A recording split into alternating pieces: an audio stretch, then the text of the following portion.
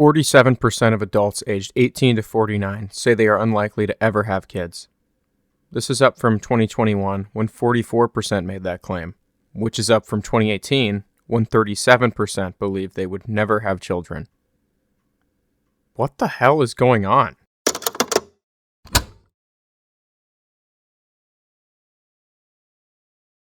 Children are not just another random person. They represent the only future we have. So why are people simply choosing not to continue the great chain of ancestry? Why are they choosing extinction?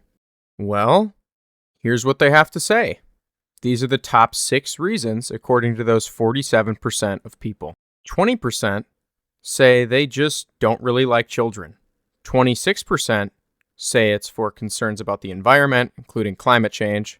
36% say they can't afford to raise a child. 38% say it's concerns about the state of the world, other than the environment.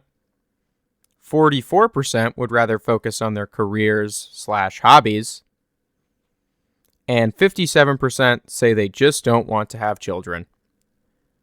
That's the highest reason. 57% simply don't want to.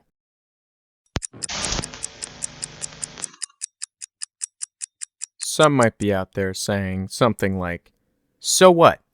Why should we care about this at all? People can do whatever they want. It's a free country." We'll dismantle this idea later. But for now, let me show you why this all matters.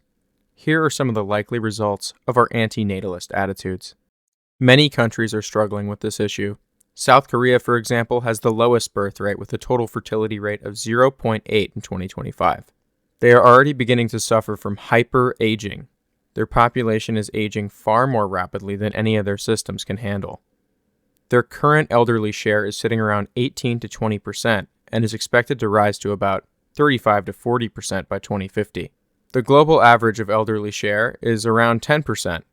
Hyper-aging will hit any country with a below-replacement TFR eventually. This will put extreme strains on the systems in the country, forcing either large tax raises, services and welfare programs being shuttered, or massive debt. This will likely result in a mixture of all 3 of these. Worker shortages will be common, and retirement age will also likely rise.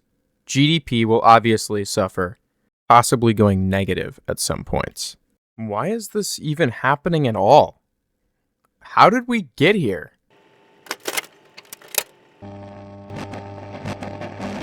Many will wrongly assert the economy is the cause when they are asked about the current birth rates, even though it's only 4th on the list of reasons for people not having kids. During the Great Depression, birth rates did drop by 26% to 2.1 children per woman, which is the replacement rate. This was largely economically driven, and you can tell because when the economy did improve, we got the baby boom. Today, the rate is 1.6 per woman. The economy, despite its issues, is not worse than it was during the Great Depression. There are economic factors that will delay people from having children for a short period. But our current issues are not related to this. While the economy serves as a great excuse for many people, it's not even close to the primary reason. Again, it only ranks 4th on the list for people who actively say they will likely never have children. So if the economy is essentially a glorified excuse for not having kids, what are the factors that drove people into not wanting them at all? Unfortunately for us, to address this, we have to go back to the single worst decade in American history, essentially ground zero for almost all our current issues, the 1960s.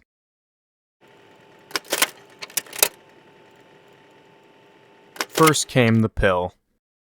Prescription use. Read about this scientific break. The birth control pill was FDA approved in 1960. You can see the result of that immediately in the data. It allowed a complete separation between sex and the creation of family. This is undoubtedly a big aspect of why fewer children are being born. It allows women to have sex with anyone they want, anytime, and not have to worry about pregnancy. So what actually did cause all this? The sexual revolution.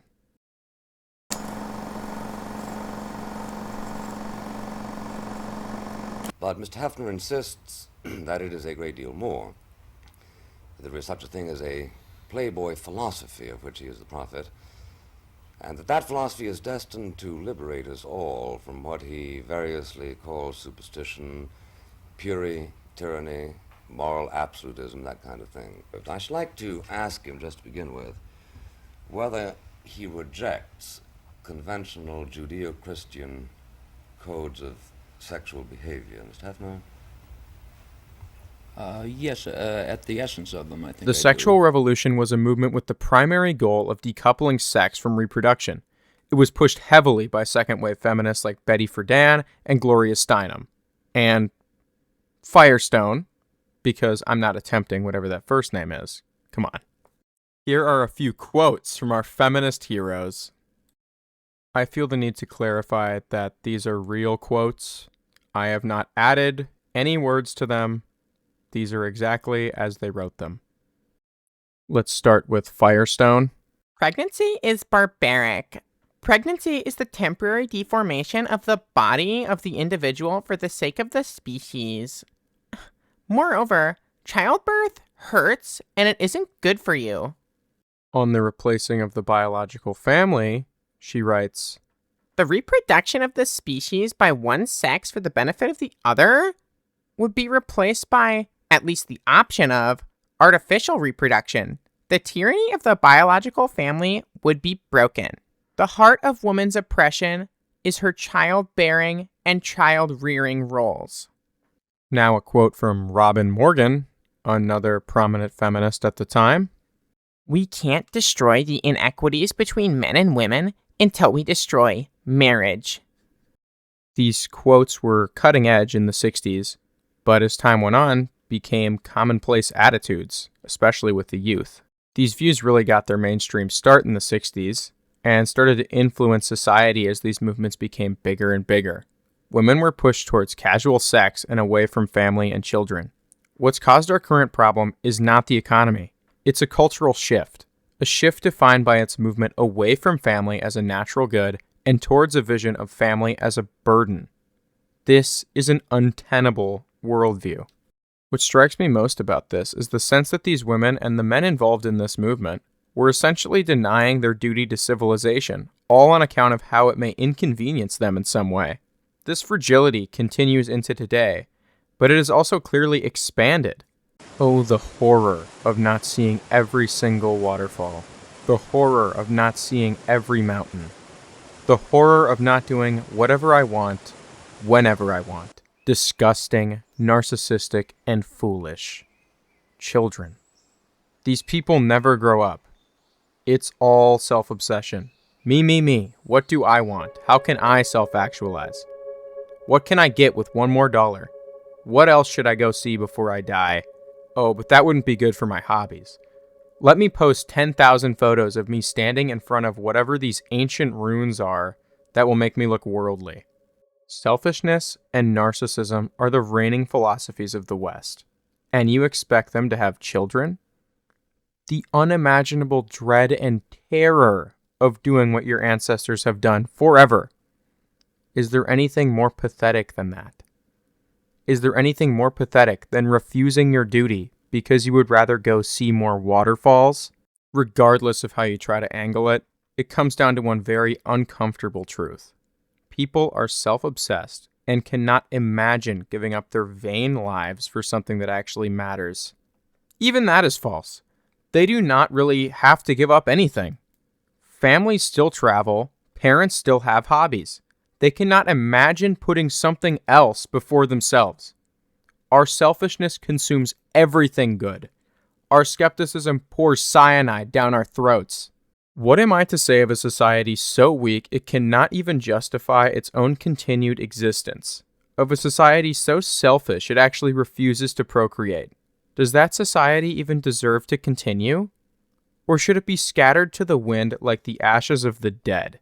Well, the government will fix it anyways. They always have policies to fix everything we do wrong.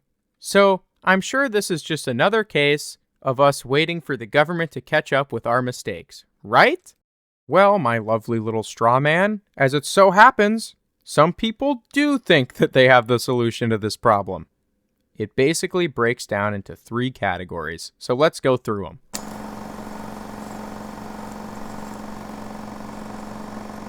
Category number 1, pronatal policy. This includes paid family leave, child tax credits, subsidized childcare, and child allowances. The most successful country using all of these to try and increase total fertility rate is France, which is currently hovering at 1.8 TFR. This is obviously still below replacement. Further studies on the subject show that the effects of these programs are generally marginal and may move TFR by 0.1 to 0.3. South Korea threw billions of dollars at these sorts of programs, and it accomplished nothing at all, judging by their numbers. These programs have small successes for sure, but it is not a total solution by any means, and its ability to change the trend appears to be extremely unlikely. Category number 2, automation. This one is obvious. If there are no people to do the job, just make robots and AI do it instead. Automation will undoubtedly be replacing people and boosting human productivity levels in other fields. This will obviously come at a cost too. Building and maintaining these systems will prove harder for a reduced workforce. Many of these systems still need some form of human intervention to run smoothly. This will also not help our problems in terms of paying for pensions and other Social Security programs. Automation will assist, but it is not going to get us through alone. That much is clear. That's not mentioning how many people actually want that for their own civilization. How many people want robots doing all the jobs humans used to do? I don't know very many people who are okay with that. I don't know very many people who would like robots running everything or AI taking everyone's jobs. That's not a future most people want, but at the moment, it feels like we're going to get it anyways. Category 3, immigration. This is the most commonly used solution across the world today, including here in the US.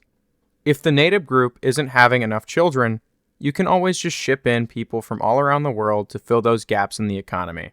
They will certainly take positions and make money and keep the welfare state moving for a period. However, there are many problems with the solution. Many immigrants, largely depending on where they're from, can be net drains on the welfare system due to their high usage of government programs.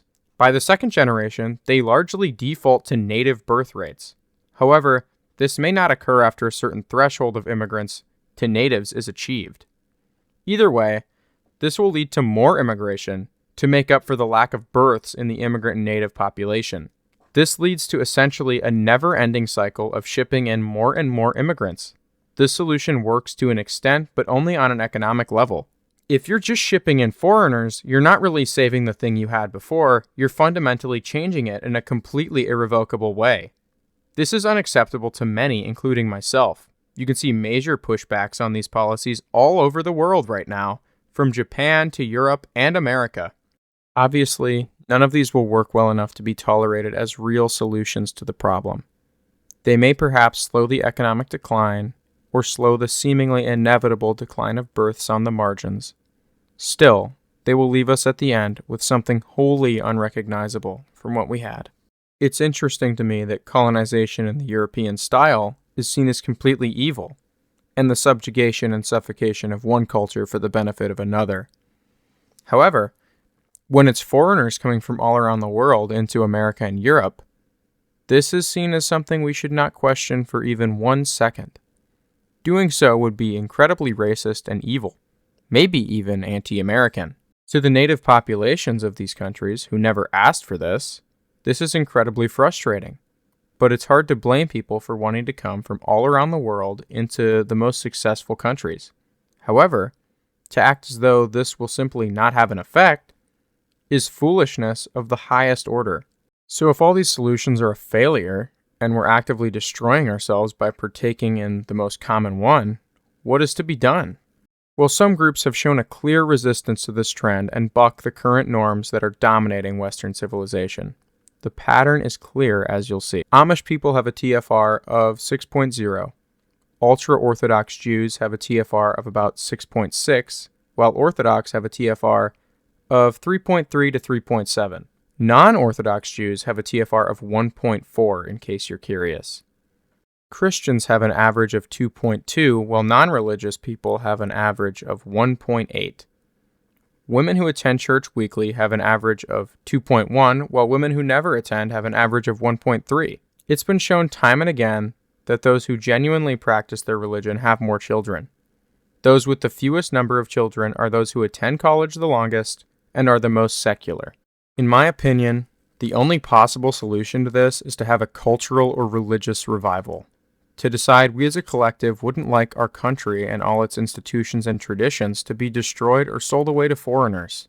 Somehow, we would need to decide that family is a natural good again and that children are not burdens but gifts. To decide that our traditions are worth dying for, just like our ancestors did. It does not escape me that this fertility crisis goes far beyond what I've brushed on here. It connects clearly to the last video in this series about the death of the West as a culture. It seems an inescapable subject matter to me. No matter how much I try to avoid it within a specific topic, its presence is inescapable. Like a monster that's always just watching in my peripheral vision.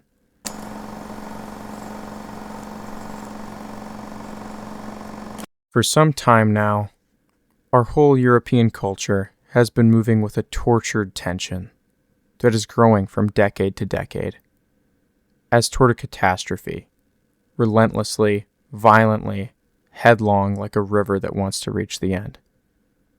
Friedrich Nietzsche. It's hard not to feel the weight of that statement. It feels as though we long for death, to watch our own civilization decay and be replaced by another, supposedly more moral and diverse culture. We let our culture be erased and shamed to prove that we are the most empathetic people to ever exist, to prove we have no spine at all. As though empathy is the highest virtue, as though there isn't a point where empathy becomes poison, like some sort of strange cuckolding ritual. We allow everything we are to fall by the wayside in favor of another. We allow others to take what is ours. Is there anything more pathetic than that? Will Durant is a legendary historian who wrote the 11-volume opus, The Story of Civilization. He is quoted as saying, "A great civilization is not conquered from without until it has destroyed itself from within. Our culture has been poisoned. We have been gravely wounded. We sit as a shadow of ourselves, no will to fight, no spirit left in us. We surrender ourselves to whatever may come. If we cannot even muster the courage to procreate, do you think we can muster the courage to truly fight? There can be no fighters if there are no children. What greater destruction is there for a civilization than a missing generation of children?"